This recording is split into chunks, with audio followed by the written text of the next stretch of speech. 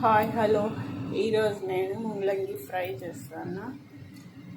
అన్నంలోకి చపాతీలోకి వీటిలోకైనా బాగుంటుంది.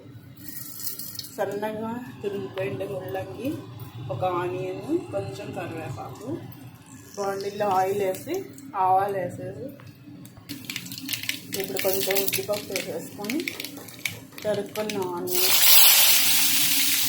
కరివేపాకు వేసేయాలి. ఇప్పుడు ముల్లంగి కూడా వేసేయాలి. ఇప్పుడు ముల్లంగి వేసుకున్నాక కొంచెం పసుపు, సాల్ట్ సరిపడా వేసేసి ఫస్ట్ బాగా మూత పెట్టేసి ఉడికించాలి. మధ్య మధ్యలో కలుపుకుంటూ వేపాలి. ముల్లంగి బాగా వేగిపోయింది. ఇప్పుడు ఒక స్పూన్ కారం పొడి, కొంచెం కొబ్బరి పొడి వేసి మొత్తం కలిపేసుకోవాలి. వేగిపోయింది ముల్లంగి fry ready. Bye, subscribe my channel. Thank you.